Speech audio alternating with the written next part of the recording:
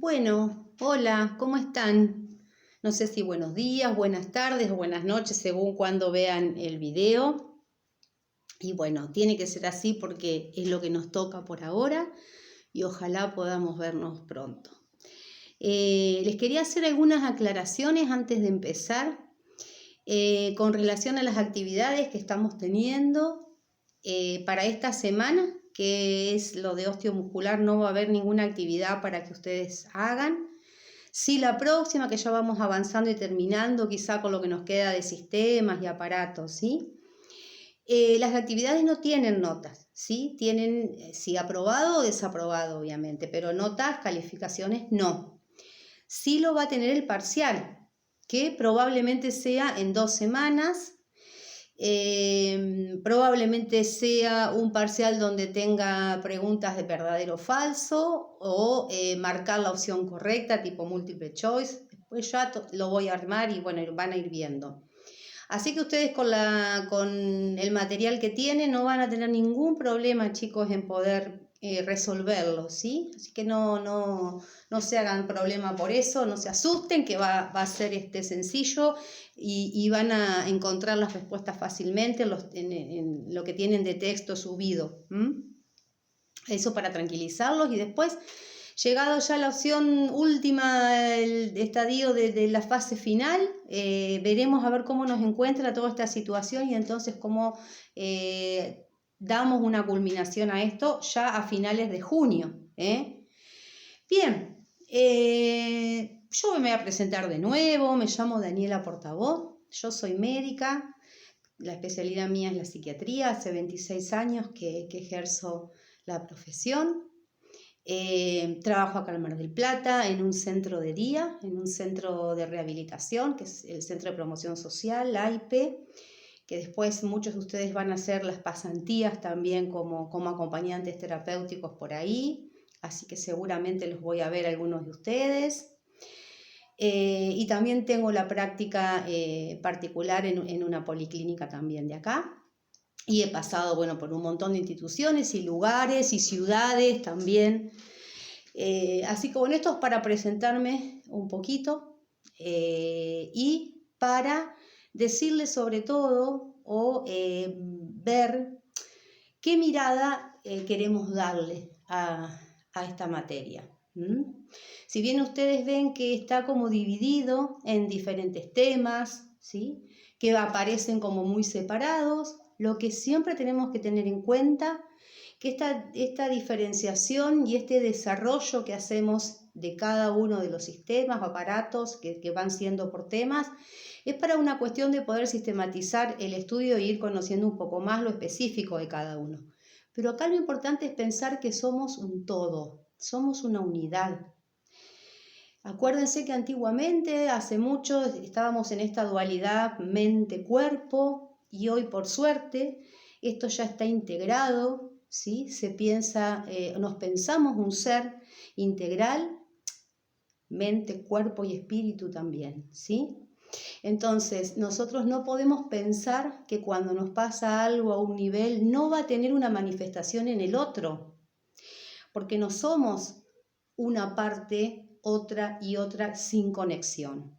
Entonces lo que nos pasa se va a expresar en todo nuestro ser, en todas esas células, en todos esos tejidos, en esas partes que van a conformar este todo que somos nosotros, ¿sí? Que somos el ser humano. Hay una especialidad dentro de la medicina que se llama psiconeuroinmunoendocrinología, que seguramente algunos de ustedes han escuchado nombrar, y que justamente relaciona estos sistemas de control que son el psico, la inmunidad, el sistema nervioso, endocrinológico, y que comparten un montón de, vamos a llamarlo así, sustancias o señales entre todos ellos, que hace que se regulen y que se comuniquen y que lo que pasa en un lado lo reciba el otro. Lo que pasa en mi inmunidad, por ejemplo, lo va a saber o va a estar enterado el sistema nervioso, por decirlo así, o el endocrino. Lo mismo, si hay alguna variación endocrinológica en alguna de nuestras hormonas, probablemente lo emocional en nosotros y la vivencia anímica también sea diferente. Por ejemplo, a ver, un ejemplo fácil es, vamos a suponer que yo hoy tengo una discusión con una persona y en esa discusión es una discusión para mí fuerte que me deja como mal o me deja nerviosa o me fue un poco traumática, si se quiere, entre comillas, para mí. No sería nada raro que los días que siguen yo me pesque un resfrío. ¿Por qué? Porque esa cuestión emocional en mí, ese efecto tuvo su efecto en la inmunidad. Esto les doy un ejemplo mínimo y un ejemplo, a ver, como muy simple o chiquitito. Imagínense en otras instancias las cosas que pueden llegar a pasar. A ver, por ejemplo, la tiroides, ¿sí? La glándula que tenemos acá en la base del cuello, que actúa en el metabolismo y tiene su accionar prácticamente en todo nuestro sistema.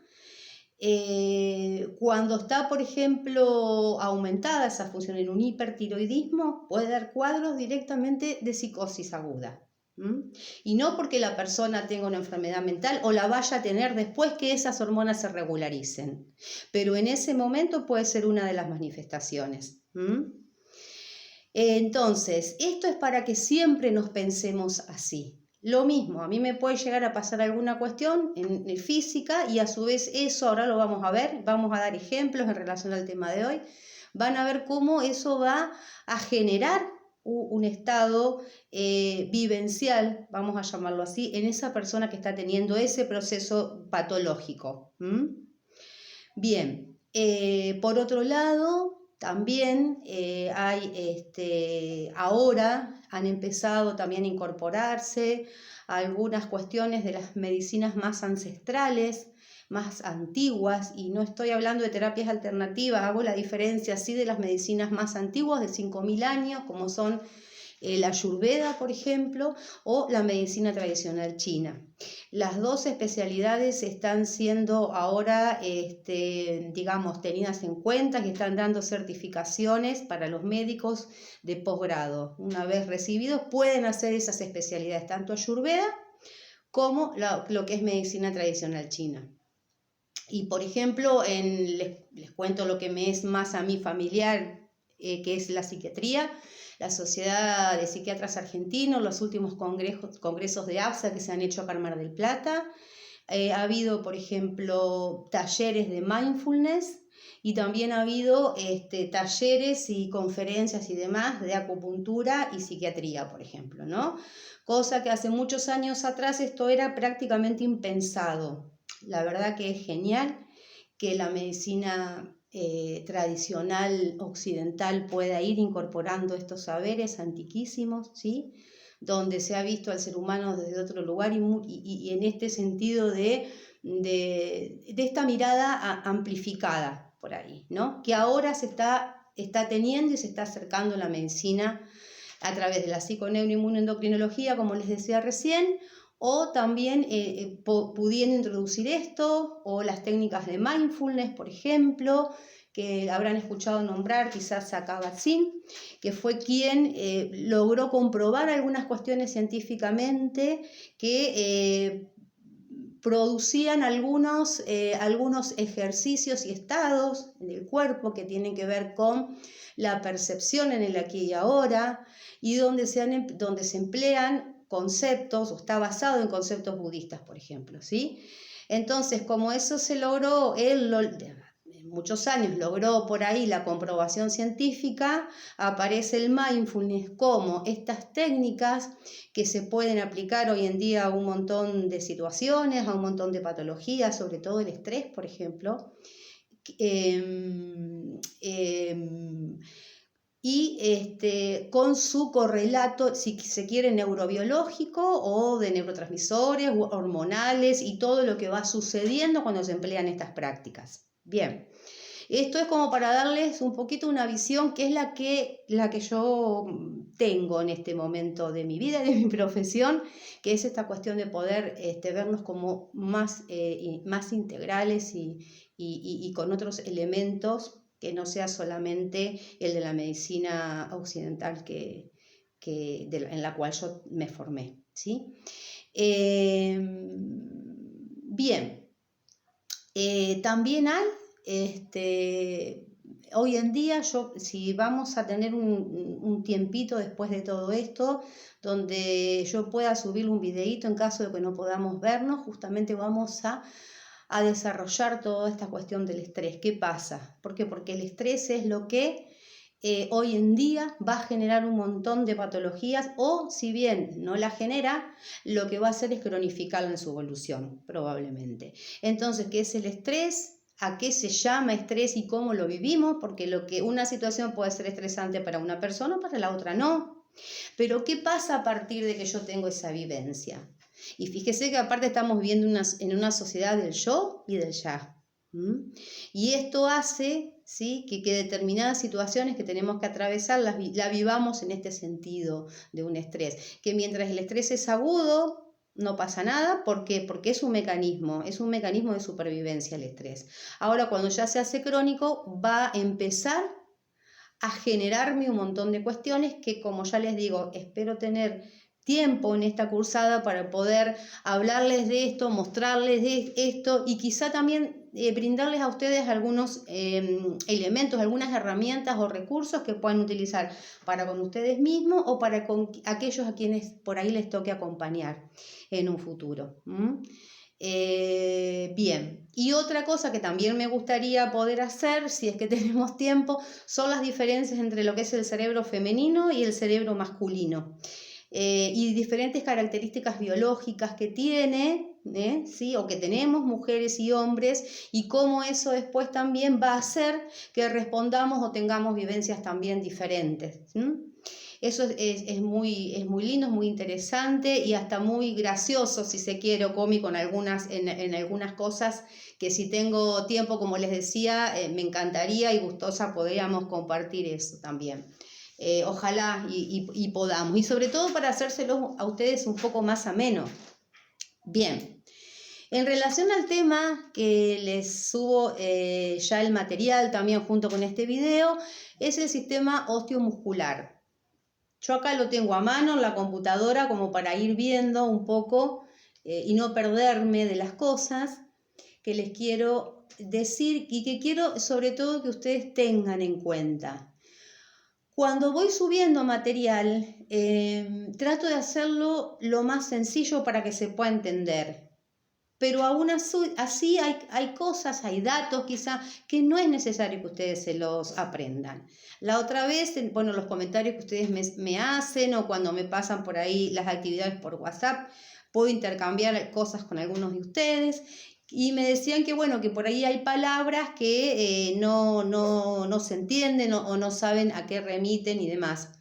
A veces uno las puede googlear y las puede buscar y el significado es comprensible, y hay otras en que no. Eso me lo pueden preguntar, pero hay muchas cosas, mucho dato, como lo que van a ver ahora y lo que van a tener, que no es necesario que lo retengan, ¿sí? Cuando vamos a hablar de las diferentes fibras musculares de los diferentes tipos de tejido muscular, no es necesario que sepan dónde está el núcleo en una fibra de un tipo de tejido y dónde está en el otro. Eso no.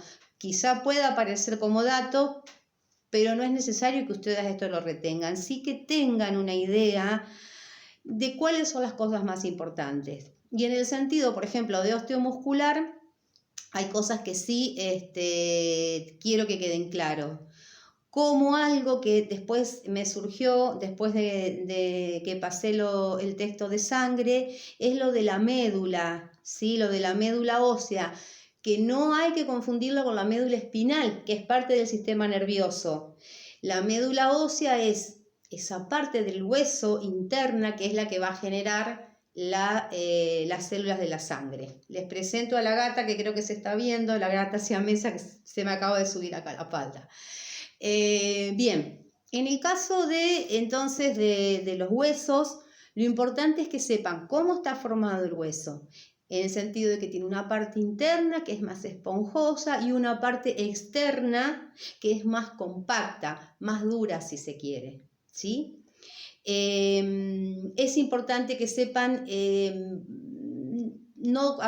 cómo son las características de los huesos, todos no, sí que sepan que hay algunos con características en su forma más irregular, otros que son planos, otros que son alargados, otros que son pequeños, más grandes, ¿sí? Esas diferencias en el formato por ahí y las funciones que tiene. ¿Qué función tienen los huesos en general en nuestro organismo? Dijimos que una tenía que ver con la formación de la sangre. En esa médula, por ejemplo, es muy activa en el caso de los niños, ¿sí? Pero después cuando vamos creciendo se va transformando en grasita parte de eso, va habiendo más grasa y menos médula formadora de sangre. Y después ya cuando somos adultos queda esa actividad, queda con prevalencia en algunos huesos, como puede ser el omóplato, como puede ser el hueso ilíaco, el esternón, las costillas, algunas partes de la columna vertebral. Y lo que no significa que eso pueda volver a activarse en caso de necesidad también, ¿sí? ¿Qué otra función tiene el esqueleto? Bueno, es justamente esa rigidez, poder darnos sostén, ¿sí? Poder, porque si no calculen que si no tuviéramos esa estructura ósea, los músculos solos no nos podrían sostener. Si bien tienen el tono muscular nos da o nos suma parte de ese poder estar en cierta postura, sin el esqueleto andaríamos como reptando por el suelo, ¿sí? Y la protección. La protección, fíjense, hay huesos que son sólidos, que son directamente como si fueran una caja, que es el cráneo. Fíjense ustedes que justamente ahora como vamos a ver qué tipo de articulación tienen los diferentes huesos del cráneo, son inamovibles, no tienen esa movilidad ni flexibilidad que tienen, por ejemplo, otras articulaciones en otros huesos y parte del organismo, porque ¿qué tiene que hacer? Proteger la masa encefálica. Por eso tiene que ser dura, compacta, porque ahí hay algo muy valioso que es el cerebro, y que ante cualquier golpe, impacto y demás tiene que tener una alta protección. Bien, el hueso tiene recubierto una partecita que es como si fuera una laminita transparente que está pegadita al hueso, que se llama periósteo. Salvo las superficies articulares donde un hueso se va a unir con el otro, se va a articular, que no lo tienen, ahí donde está el cartílago, después el resto tiene ese periósteo, que tiene muchos nervios y tiene muchos vasitos vasculares, ¿sí? Está muy inervado y muy irrigado, y suele ser doloroso esa estimulación de ese periósteo muchas veces, ¿sí? Bien, a ver, déjenme que vea, a ver, de acuerdo al texto. En el material van a ver, bueno, cómo están formados los huesos, cómo está formado el cráneo y cómo está formado, bueno, la parte axial, que es la columna vertebral, que ustedes saben que está formado por vértebras que están articuladas entre sí y que esas vértebras van a adquirir alguna característica especial según estén ubicadas en la parte cervical, en el cuello, la parte dorsal, lumbar, sacra o coxigia, ¿sí? Van a tener el tórax, por ejemplo, en el tórax están las costillas que van a tener cartílagos también en sus terminaciones y van a articular con esta parte central que es el esternón. Y fíjense que qué van a cubrir acá, todo lo que tiene que ver con órganos muy vitales también, como son el corazón y los pulmones, ¿verdad? Así que eso también nos da, ante los traumatismos y los choques, nos da esa protección. Bien, después ustedes saben y se deben acordar en relación a miembro superior y miembro inferior, los huesos que tenemos, que son huesos largos. En el miembro superior vamos a tener el húmero, en lo que es brazo, antebrazo, cúbito y radio, y después en la mano vamos a tener lo que se llama el carpo, metacarpo y las falanges de los dedos. Y en el caso de miembro inferior, que vamos a tener el fémur, que también es un hueso largo, es uno de los más largos de nuestro esqueleto, Y lo que es, esto es muslo, lo que es pierna propiamente dicha, que serían las pantorrillas, vamos a tener la tibia y el peroné. Y ya en el pie vamos a tener el tarso, el metatarso y también las falanges. Después vean, ustedes ya saben que en relación a la movilidad de las articulaciones tienen mucha más movilidad, por ejemplo, las articulaciones de las falanges y de los huesos de la mano que las del pie, porque tienen otra función, están para otra cosa, ¿sí?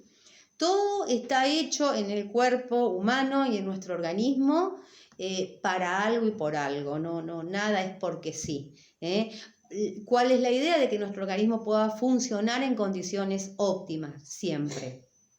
Bien, cosa que, por supuesto, no pasa siempre y vamos teniendo a veces algunas patologías, o a veces no llegan a ser patologías, pero sí situaciones o acontecimientos que hacen que estos sistemas y estos elementos en general que tenemos no funcionen bien. Y lo que me quedó también hablar es de la parte del coxis, que ahí tienen también la articulación coxofemoral, que se va a articular con la pierna, que es lo que llamamos la cadera. Entonces dijimos que el sistema esquelético va a tener esta función de protección, de sostén, de soporte. También se van a insertar los músculos, los tendones. Tiene una acción de palanca y la formación de sangre que ya habíamos comentado anteriormente. En relación a las articulaciones, ¿qué son las articulaciones? Es la unión de dos o a veces más huesos entre sí. Que eso que va a permitir el movimiento. Entonces, ¿qué nos vamos a tener que acordar de las articulaciones? Que hay tres tipos según su movilidad, ¿sí? Que son la sinartrosis, por un lado, las anfiartrosis y las diartrosis. En relación a la sinartrosis son, por ejemplo, lo que se llaman suturas, ¿sí? Que están articulados un hueso con el otro y que esa articulación prácticamente no tiene movimiento. Esas suturas, ¿dónde las vamos a ver? En los huesos del cráneo. Cuando ustedes vean la ilustración, se van a dar cuenta de lo que es la sutura, que parece bien como si fuera una postura que hubiera entre los huesos del cráneo, los grandes huesos, ¿sí? Del cráneo. Bien, en relación a la sinartrosis, en relación a las anfiartrosis sí van a tener movimiento, pero quizá no con toda la amplitud ni todas las características de la movilidad que tiene una diartrosis. En el caso de las anfiartrosis tenemos las vértebras como ejemplo.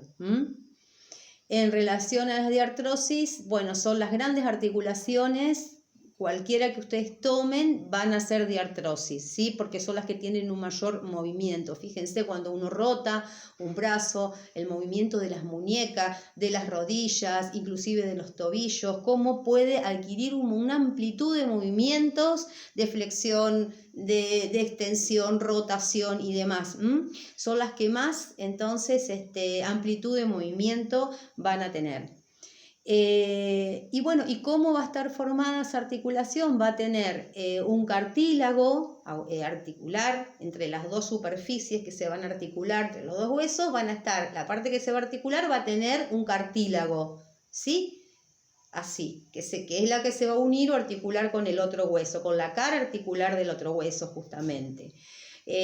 Va a haber una cápsula articular también, que eso lo que hace es compactar, es darle fijación, si se quiere, la articulación, y va a haber una cavidad articular que contiene lo que es el líquido sinovial, que está generado por la membrana sinovial, que son esas las estructuras básicas. La van a ver después en la ilustración, cuando lo vean, está muy, muy bien señalado, no van a tener dudas.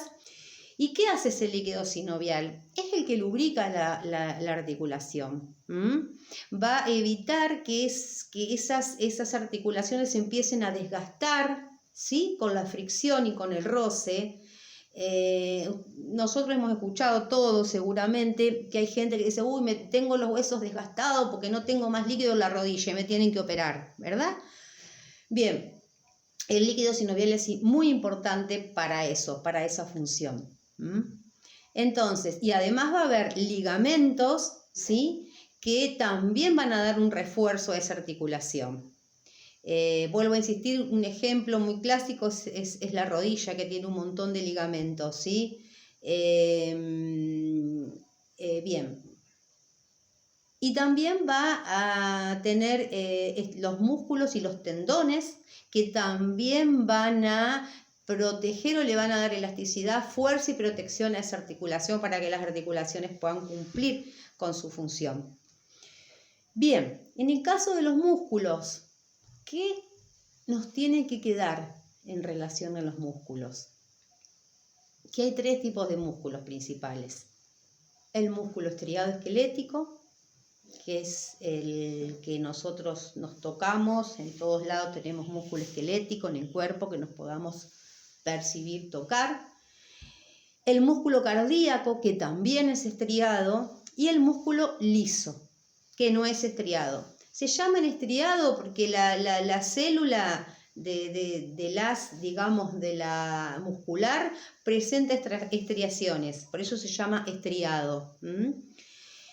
¿Cuál es la diferencia? El músculo estriado esquelético es voluntario. ¿Qué quiere decir? Yo si quiero hago esto con el brazo. Voluntariamente, ¿qué voy a estar haciendo? Voy a contraer y voy a extender, por ejemplo, el músculo, ¿sí? O puedo mover un músculo de la cara también, o de cualquier parte del cuerpo. El músculo estriado cardíaco, lo que va a tener justamente es que no lo vamos a controlar nosotros por nuestra voluntad. Es involuntario. Tanto el músculo esquelético de nuestro cuerpo, que es voluntario, como el cardíaco, van a tener una contracción bastante intensa, ¿sí? Y en el caso del músculo cardíaco es rítmica. Y ese ritmo tampoco lo vamos nosotros a decidir voluntariamente, ¿sí? Es autónomo en esa función.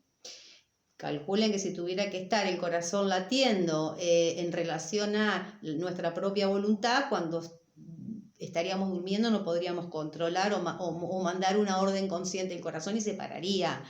Entonces, como todos los órganos de los cuales dependemos vitalmente van a tener un funcionamiento autónomo de lo que es nuestra voluntad. No así nosotros, con el resto de los músculos. De hecho, cuando uno hace actividad física o va a un gimnasio, voluntariamente va a trabajar inclusive diferentes partes o grupos musculares. Después, cuando veamos corazón, vamos a ver cuál es el sistema de inervación o el sistema eléctrico que tiene y que hace funcionar a la bomba cardíaca. Y en relación al músculo liso, es involuntario y el movimiento es mucho más lento, no tiene la fuerza que tiene el músculo estriado, pero es muy necesario para las funciones también que van a cumplir donde están. ¿Dónde están? Por ejemplo, en el tubo digestivo, en parte del aparato genitourinario y van a estar también en los vasos, en las arterias. En el aparato respiratorio también, en algunas zonas de la piel hay también un poco de músculo liso, involuntario, y estas serían por ahí las diferencias que tendrían, lo que deberían acordarse en relación a lo que es muscular. Y en relación al músculo esquelético, que acá lo van a tener, hay lo que se llama una unión neuromuscular o placa motora, que es donde la parte final del axón de la neurona, ustedes se acuerdan que ahora después lo vamos a ver igualmente, la neurona tenía como unos pelitos en la cabeza, que son las dendritas, y después como una cola larga que sería el axón. En esa terminación final del axón va a haber una unión con el músculo esquelético, ¿sí? Estriado, donde se va a producir que este mensaje eléctrico que trae de carga el sistema nervioso, va a conectarse con el músculo, por decirlo así, a través de una hendidura. Esa acción va a liberar una sustancia, un neurotransmisor, que se llama acetilcolina, no es necesario que lo sepan. El músculo va a tener un receptor que va a ser sensible a esa sustancia, ¿sí? Y entonces lo que va a pasar es que se libera calcio y esa información nerviosa va a hacer que el músculo se contraiga, que ese receptor que está en esa parte del músculo reciba esa información y pueda realizar la contracción, básicamente. Eso sería la unión neuromuscular o placa motora, donde hay una hendidura en el medio donde se va a provocar esto que yo les decía. También está acá en el gráfico. Después van a tener un cuadrito donde dice características, músculo esquelético, cardíaco y músculo liso, pero hay un montón de datos que no es necesario cuando habla de las sarcómenas o de los túbulos transversos, eso no es necesario ni siquiera que lo tomen en cuenta. Sí, la localización, dónde se encuentran, eso sí, y estas características que yo les acabo de describir y de mencionar. Bien. Y lo otro que tenemos para esta entrega es la piel. Ustedes saben que es el órgano más grande que tiene el ser humano, es la piel, y que se renueva, ¿no es cierto? Tiene 3 capas, que son la epidermis, que es la más externa, la dermis, que está por debajo, y la hipodermis, que está más abajo todavía. Las células de la epidermis cada 2 días las recambiamos, aproximadamente. Tiene por supuesto una función de protección, tiene una función también como un pequeño, si se quiere, riñoncito, por decirlo así, porque va a poder exudar a través de la transpiración muchos desechos del cuerpo, sobre todo sustancias tóxicas, incluso hay medicamentos que en su catabolismo también se eliminan a través del sudor. Va a intervenir en la regulación de la temperatura, ¿sí? También sintetiza la vitamina D al exponerse directamente al sol. La piel absorbe esa vitamina, la vitamina D, que no abunda en los alimentos, sino que lo captamos de la luz solar para mantener nuestros huesos también saludables, ¿sí? Bueno, nos va a dar el sentido del tacto, obviamente. Regula, dijimos ya también, metabolismo y temperatura corporal y nos protege, obviamente nos protege también, ¿no? La capa esa es la epidermis, la capa más externa, que tiene un montón de células diferentes, no importa cómo se llamen. Y tiene además los melanocitos. Los melanocitos son células que forman la melanina, que es lo que nos va a dar el color de la piel, nos va a dar la coloración, ¿sí? A veces también hay melanina que está más intensamente en algún lugar y forma, por ejemplo, lunares o tipo manchas, pecas, lo que fuere, ¿sí? Que son bien circunscriptas.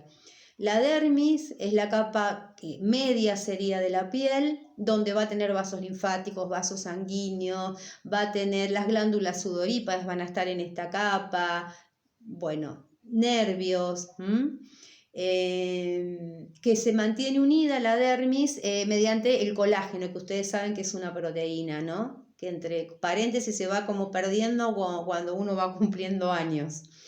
Esto da mucha flexibilidad y fuerza a la piel también, el colágeno. Bueno, también hay receptores de calor, de tacto. Y la hipodermis, que es la capa más profunda, tiene básicamente, que es subcutánea, tiene básicamente grasa. Y colágeno también, tiene una red de colágeno, pero sobre todo es grasa. Y también ayuda a conservar el calor del cuerpo y también da protección. Bien, la piel es un órgano donde aparte de poder tener por sí misma algunas alteraciones o patologías que son por ahí propias de la piel, va a reflejar prácticamente un montón de patologías a otros niveles, de enfermedades sistémicas como por ejemplo la diabetes, de enfermedades a veces hereditarias, de enfermedades endocrinológicas, enfermedades autoinmunes, enfermedades que tienen que ver con el hígado, con los riñones, con las suprarrenales, con el intestino, como por ejemplo la mala absorción. El síndrome de mala absorción puede tener su manifestación también en la piel. Y muchas manifestaciones de lo que se llaman somatizaciones, lo que tiene que ver digamos, lo anímico, lo nervioso, con la ansiedad cuando suele haber, y con el estrés, como vuelvo a repetir, una de los órganos que se afectan las primeras etapas del estrés, la primera, es la piel, es donde empieza a haber esas manifestaciones un poco inespecíficas, y es la piel uno de los órganos que primero deja ver esa situación o expresa esa situación. Después, lo que van a ver, yo acá les enumeré, pero solamente como para que tengan una vista de las patologías, hablar de las patologías, tanto de lo que es hueso, articulación, músculo o piel, podemos estar 20 días porque son un montón. No es ese el objetivo tampoco, pero sí en relación a la piel les enumeré, por ejemplo, algunas que son como las más frecuentes, como por ejemplo el acné, la psoriasis, el vitiligo, que es un eczema. Bueno, también hay enfermedades ampollares, verrugas, urticaria, pie de atleta, son como las más frecuentes. Y el melanoma es una neoplasia. Ustedes saben que neoplasia es nueva formación, significa, y se las denomina así a los tumores, ¿sí? Que pueden ser benignos o malignos. El melanoma, en el caso de la piel, realmente es el cáncer, llamado cáncer de piel. Hay otros dos tipos, que es el vasocelular y el espinocelular, pero donde no comprometen o no ponen en riesgo la vida de la persona. El melanoma sí, es más embromado. Por eso que siempre se pone mucho hincapié, desde hace unos años sobre todo, donde el agujero de la capa de ozono se ha ido agrandando, en esto de cuidarnos de la no exposición al sol, porque mucho tiene que ver esto de la exposición al sol como generador de cáncer de piel, de melanoma. Ni hablar si la persona tiene una piel blanca, es doblemente vulnerable por ahí a esto.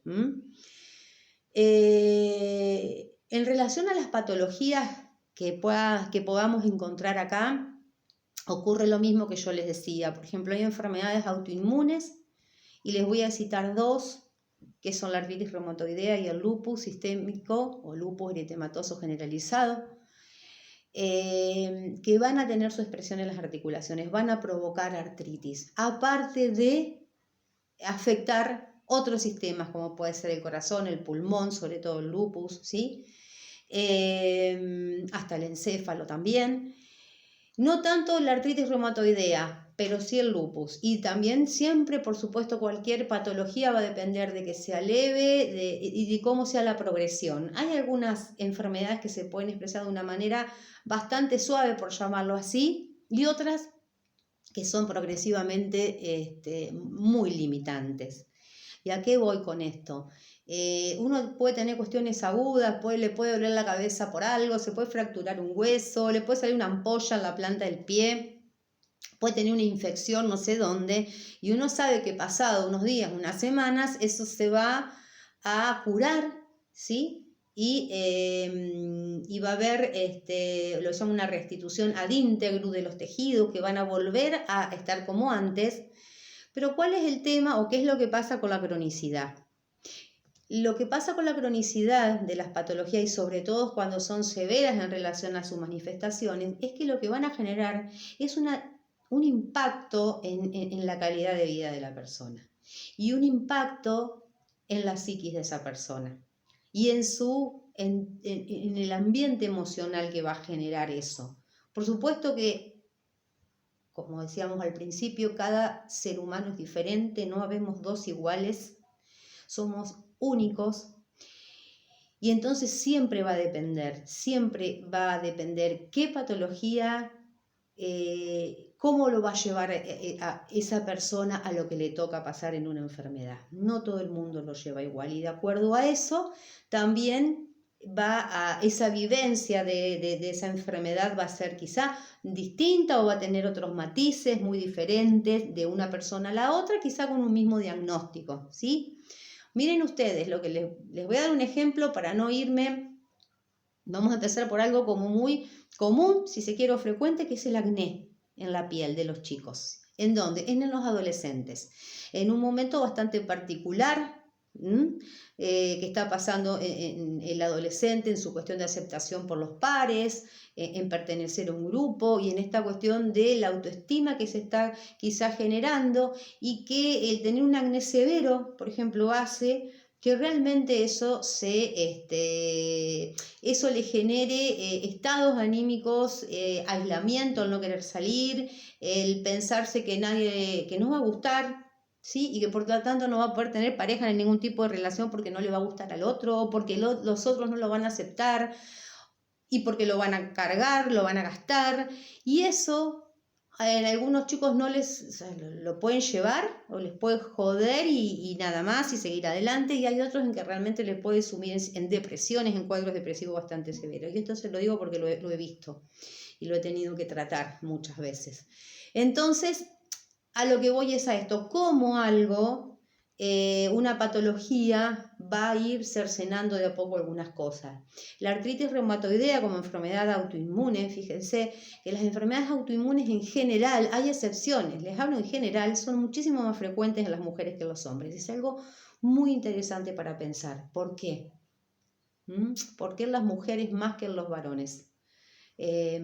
Por ejemplo, la tiroiditis de Hashimoto, que va a generar primero un hipertiroidismo y luego un hipotiroidismo, por lo general, la frecuencia es altísima, más en mujeres que en hombres. En el caso del lupus creo que es 9-1, si yo no me equivoco, la diferencia, cada 9 mujeres con lupus hay un varón con la artritis. Esto no quiere decir que no haya hombres con estas patologías, pero bueno, pero es muy llamativo también. Es como para abrir esto y poder quizá pensar desde otro punto de vista qué tendrá que ver, ¿no? Porque la verdad que esto aparece en la frecuencia, aparece en las incidencias, en todo lo que es estadística, pero nadie hasta ahora ha ido al por qué se da esa gran diferencia en la afectación entre hombres y mujeres. Después por ahí hay otras patologías que es al revés, que se da más en hombres y más en mujeres. Estoy hablando de estas autoinmunos donde, ¿se acuerda que cuando vimos el sistema inmunitario nos protegía? ¿Sí? Nos protegía de todo lo externo que nos pueda dañar, desde bacterias, virus y bueno, todos los microorganismos que a ustedes se les ocurran. Pero también nos puede, entre comillas, atacar, o sea, desconocer como propio. ¿Usted se acuerda que había un reconocimiento del sistema inmune de lo que es propio? Lo ajeno lo ataco y conservo y protejo lo que es mío, lo que reconozco como parte de mí. Bueno, en las autoinmunes ese reconocimiento, ese reconocimiento de la inmunidad falla en algún lugar y hace que no me reconozca y me ataque a mí misma. ¿Sí? Básicamente, entonces fíjense cómo el sistema inmune tiene que tener, la verdad, como un equilibrio entre el saber dónde voy a ir a defender y lo que no tengo que atacar. Básicamente este es el equilibrio que debiera tener todo nuestro sistema inmune. Les decía esto de la artritis reumatoidea o del lupus porque realmente va a provocar deformaciones con el tiempo. Hay personas que tienen artritis reumatoidea que la verdad es muy leve, que pueden llevar una vida prácticamente normal, salvo en los rebrotes o reagudizaciones, pero si no lo llevan bien, que la inflamación es aguda, bueno, puede haber calor, tumefacción, dolor, que es lo que pasa en una inflamación, pero en la cronicidad a veces aparecen deformaciones realmente y bueno, con mucha limitación de movimiento, pero sobre todo esto, ¿no? Donde la persona vive esto como una limitación a la vida, a poder vivir y a poder hacer lo que espontáneamente uno hace sin ponerse a pensar. Los movimientos mínimos, básicos y comunes que uno hace desde que se levanta hasta que se acuesta y que no presta atención porque los hace. Bueno, en todas estas enfermedades lo que aparece es esto. Espérenme, es esta imposibilidad o esta dificultad para poder moverse uno con esta libertad a la que está acostumbrado. Miren ustedes lo que, sin ir más lejos, por ejemplo, una hernia de disco. Cuando hablamos de la columna entre vértebra y vértebra, existen unos discos que son como unas esponjitas que pueden salirse para el costado.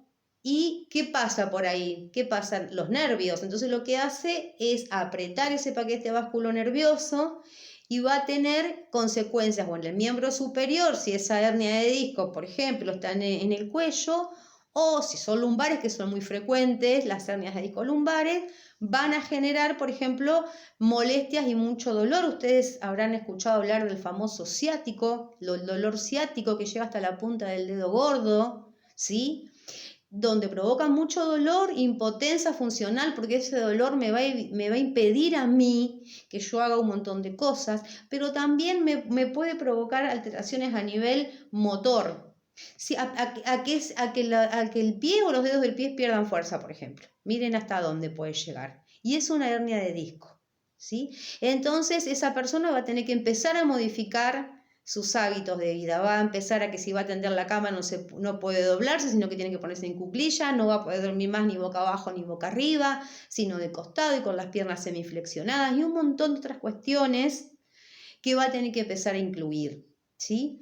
Y de cómo esa persona pueda llevar cualquier tipo de patología que tenga, va a depender de cómo esa persona esté en la vida. Por eso es importante y por eso es importante además poder observar cómo esa persona que le toca eso está en el momento.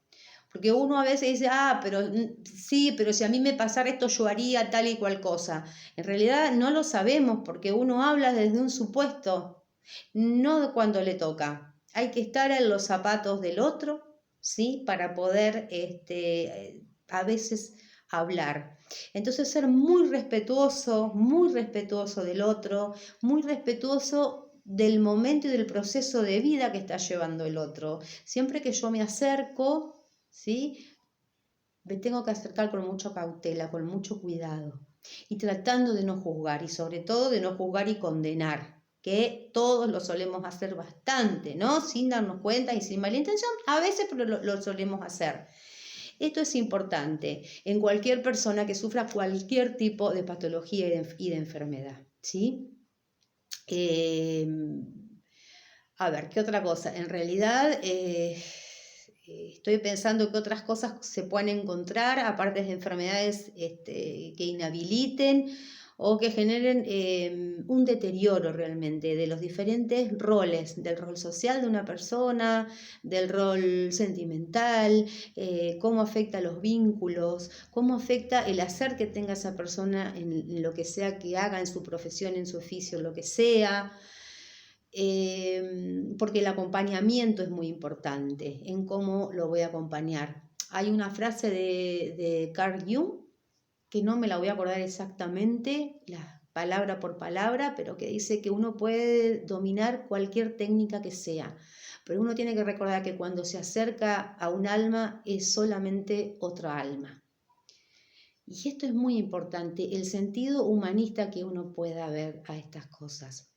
A la patología, a la enfermedad, al otro, cómo lo puedo ver, cómo lo puedo sentir desde el lado quizá más solidario y más amoroso, si se quiere el término desde nosotros, ¿sí?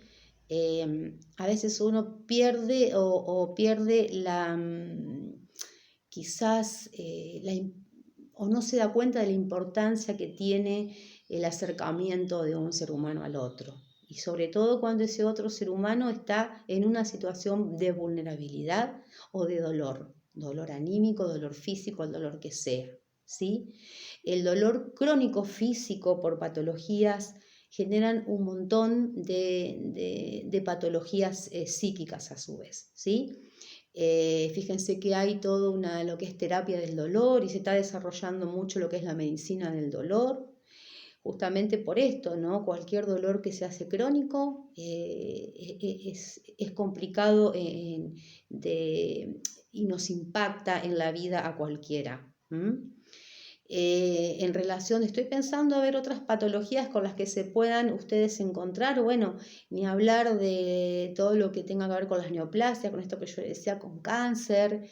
En relación a los huesos están, por ejemplo, los que son, bueno, las neoplasias propias del hueso, pero acuérdense que hay metástasis, sobre todo lo que es cáncer de próstata en el hombre y lo que es cáncer de mama en la mujer van a ir a tener metástasis al hueso, y esas metástasis son muy dolorosas, con fragilidad ósea, con posibilidad de muchas fracturas además, ¿sí? Bien, no sé cuánto voy del video, va mucho, creo que va mucho, son 50 minutos, un montón. Pero bueno, espero que se haya entendido, y lo que no se entienda o lo que a ustedes le queden dudas, por favor me lo preguntan. Y si hay algo que dije mal, también ustedes me corrigen y lo modificamos. Y si me preguntan algo que no sé, lo investigamos y lo vemos entre todos, ¿sí? Esta es la idea, que también esto sea un ida y vuelta, a pesar de que no los pueda ver yo a ustedes y no podamos estar como a mí me hubiera encantado, viéndolos y charlando, mucho menos tomando mate en esta situación, menos que menos. Pero digo, claro que hace falta este ida y vuelta, pero como nos tenemos que adaptar a lo que hay, esto es lo que hay, dirían nuestros abuelos, vamos con lo que podemos ahora. Entonces, vamos terminando también por hoy esto. Y como les decía, cualquier duda me preguntan, tienen el WhatsApp para mandarme las preguntas o o cualquier comentario que ustedes quieran hacer, lo pueden hacer también acá a través del Classroom, ¿sí? Así que yo estoy disponible para lo que sea necesario, para acompañarlos así un poco a la distancia, en esto que están haciendo, en esto que han emprendido en este primer año, y bueno, y que espero que más allá de las contrariedades que por ahí podamos todos tener en esto de compartir información, que les esté siendo motivador por lo menos, y que les guste. Así que bueno, por ahora yo me despido de ustedes. Y van a faltar un montón de cosas, quizás no fui clara en otras. Para esto del feedback, del ida y vuelta, es para esto, para que ustedes me puedan hacer sugerencias y poder ir corrigiendo en la marcha. Así que por ahora me despido de ustedes y les mando un abrazo a todos. Chau, chau, cuídense.